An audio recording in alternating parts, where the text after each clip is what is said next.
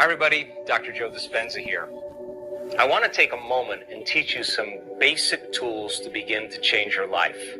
When you invest in yourself, you invest in your future. Number one, take some time out of your busy lives to disconnect from your world. Shut your cell phone off, turn the TV off, power down your computer, sit your body down for a few minutes and close your eyes. Number one. Number two, take some breaths and center yourself. When you center your attention into the present moment, you have more energy to create with. When your mind wanders to the predictable future or the familiar past, that's normal. Just become aware of it. Keep working on settling yourself back down into the present moment. When you're in the present moment, you're the most creative. Number three, ask yourself, can I be defined by a vision of the future instead of the memories of the past? What do I want in my life? And take the time to answer the question. As you begin to contemplate and think about the answer to the question, you're changing your brain. When you make your brain fire in new sequences and new patterns and new combinations, that's the beginning steps of changing your mind.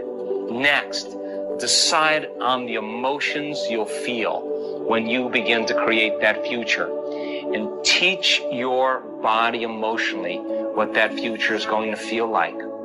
And don't get up until you begin to feel those emotions.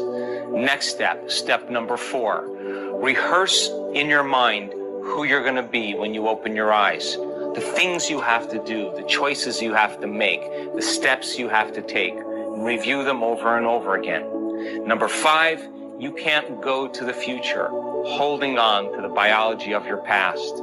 Decide what thoughts you can bring to your future. Write them down. Thoughts like, I can't, it's too hard, I'll never change, I'll start tomorrow, what's wrong with me, it's someone else's fault. Decide on what behaviors or actions or unconscious habits you have to change. How do you talk? Do you complain? Do you blame? Do you make excuses? Do you feel sorry for yourself? Just become so conscious of those behaviors that you'll never go unconscious again. And lastly, you have to decide what emotions no longer belong in your future. That means if you want to be wealthy, you can't take lack. If you want to be healthy, you can't take insecurity or fear. You got to begin to condition your body to a new mind.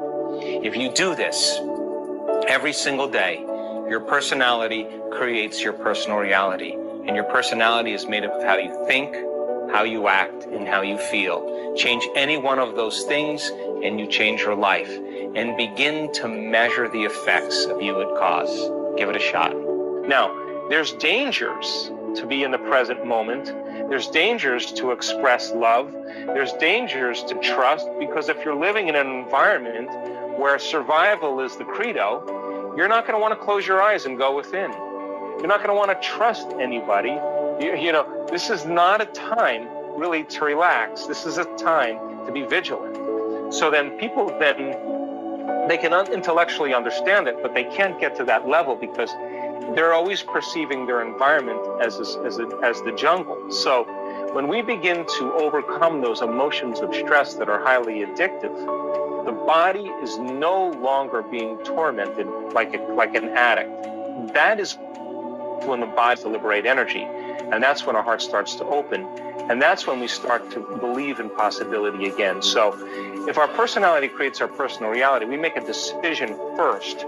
We examine who we've been, and I call it crossing the river of change, from the old self to the new self. Crossing that river is going to be uncomfortable. It's going to feel unfamiliar, and you are going to feel like it's unpredictable, because the moment you're no longer thinking that way or acting that way or feeling that way, you're going to feel like an unknown. Now, this is the biological, the neurological, the chemical, and even genetic death of the old self. This is the pain that you experience because the body's looking for its familiar chemical state. That pain is normal, and if you understand that void, that unknown, is the perfect place to create it. That's the place you want to create it, and not to fear it, but to embrace it. And your body's craving the familiar chemicals that it's addicted to. then you might want to say when you're in that place, well, the best way to predict my future is to create it, not from the known, but from the unknown. Now, this perfect place of creation is where people begin to do the uncommon. This is where their soul begins to speak to them. This is where they see a greater purpose for themselves in their lives. And they're no longer playing by the small-minded games any longer because they're connected to some bigger vision in the future. I think transformation is really the one thing that I'm more passionate about than anything else. And so I think taking time out of our busy day for ourselves is the greatest service that we can do for ourselves, for our family, for the people we work with, and for our community. Now, if most people's attention is on their external environment, on their body, and on time, and they wake up every morning and they get out of bed and they do the same thing they've been doing for the last 20 years, then their body's already programmed into a predictable future. Their body's already on autopilot. They have a thought of the coffee pot, and the next thing they know, they have coffee in their hand. They have a thought of the shower, the next thing they know, they're in the shower. They have a thought about going to work, the next thing they know, they're in the car. So their body is following their mind. If they're living by the same emotions every single day, then their body, for the most part, is in the past because emotions are a record of the past. So finding the sweet spot of the present moment in our meditation is so highly important because the body has been trained to be in the future. So then most people, when they take their meditation and they stick it in as another thing to do so they don't have to feel guilty, that's not the answer either. Working with your body and understanding that it's the animal, and we do this in our workshops. We don't make them, we ask them in their meditations to really get to that point where they're unfolding in that infinite field of potentials as thought alone. In other words, if you're going to heal yourself by thought alone or create something in your life by thought alone, then you have to become thought alone. This is the key element where all of a sudden now, when you keep practicing bringing your body back into the present moment and you become aware that it's thinking about, well, what about this thing I have to do and this plane I have to catch and this contract I have to sign and that person I have to call, that's a predictable future. And you become aware that you're investing your energy into that reality because where you place your attention is where you place your energy. Or you're living by some emotion of impatience or frustration or vigilance, then you're siphoning energy out of the present moment and you have no energy to create with. So every time you become conscious that you're moving out of the present moment, and just like riding an unbridled stallion, every time you bring that body back into the present moment and you relax it back down into the present moment and you surrender into nothing, every time you do that, you're reconditioning your body to a new mind. In other words, you're not allowing your body to become the mind. Now, people will say, well, that's going to take a lot of work. And I say to them, well, what's the alternative? What do you want to do? You want to do drugs? I mean, nothing is going to help you to get to the present moment but you. And if you practice being present every single day in your meditations, you will be more present in your life and less preoccupied with that worst case scenario, that moment where something could go wrong and living by those hormones of stress. And your body then finally starts to trust you. And when your body finally starts to trust you is the moment it's not worried about the unknown. The unknown is no longer dangerous. The unknown is actually an adventure. So we do the work in teaching people how to find the present moment. And when they begin to distinguish between when you're present and when you're not present, and they're able to do that well enough, they'll know the moment it's time to create. Now, this funny thing happens if you really lock into the present moment. All the things you thought you wanted, you no longer want because you feel so whole in that moment, it's impossible to want. Now, that's when duality begins to unify, and that's the moment now where you're no longer living in polarity. I call that the natural state of being. And so finding the present moment is one of the key elements that we use. Once you find the present moment, then the next step is to teach your brain and body emotionally what a new future is going to feel like. In order for you to do that, or in order for us to do that, we have to become conscious about how unconscious we are. We've been talking about that. The more you don't allow that thought, that behavior, that emotion to slip by your awareness, the more prone you are to be Gandalf on the bridge. And that monster that he was facing symbolically was all of his energy that was invested in the ego and in the old self. And when the God within us stands up and says, "You may not pass ever again," that's the moment that the soul begins to speak. And so we do the work every day to present ourselves as a greater expression of ourselves every day. And in the beginning, it will feel unnatural, it will feel uncomfortable, but I swear there's been hundreds of people, once they start seeing the effects and they find true joy within them because they're pleased with themselves and they got beyond themselves. I mean, in the brain scans that we studied with people, I can tell you that when people get beyond themselves, they are so incredibly powerful. The self that's attached to the emotional body, that's attached to the pain, that's attached to the past.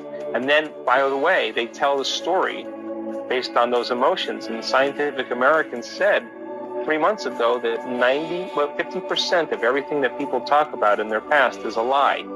It's not the truth, because they have a different brain today than they did at the time of the event. So getting people beyond their past, I think, and getting them into the present moment begins to liberate the most amount of energy.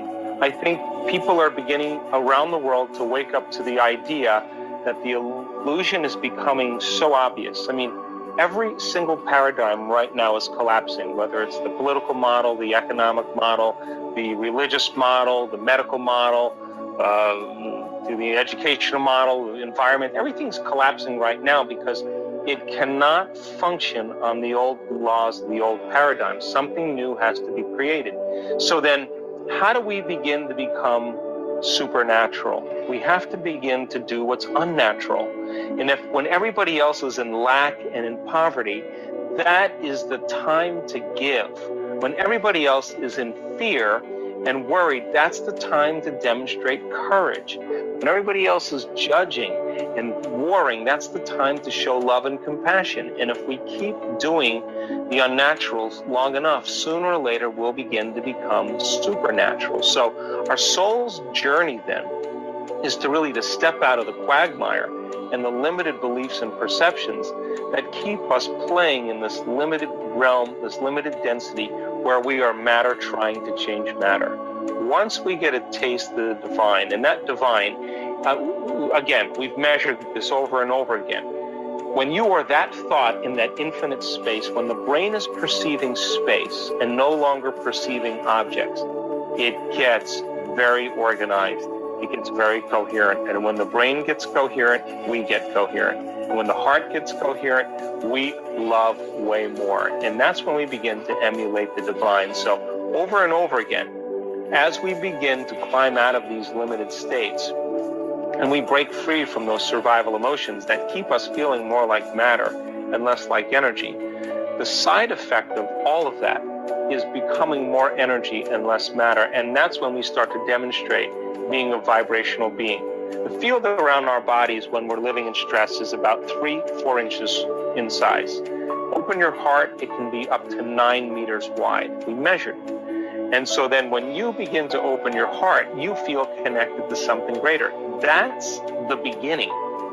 That's when the soul says, now I have infinite possibilities to experience, and I get to select as a free-willed individual where I want to place my attention. That's when we're liberated. So I think it's a great time for us to begin to really embody this information. I think it's a great time for us to hit the low points, to see those illusions. I mean, I had my own awakening, and you reach a point where you realize that the only time that you feel like yourself is you need the external world to remind you of it. That's a sign. When you can find an identity of yourself in the quietness and solitude of your own presence, that's when you're no longer seduced by the external world, and that's when you begin to experience true freedom.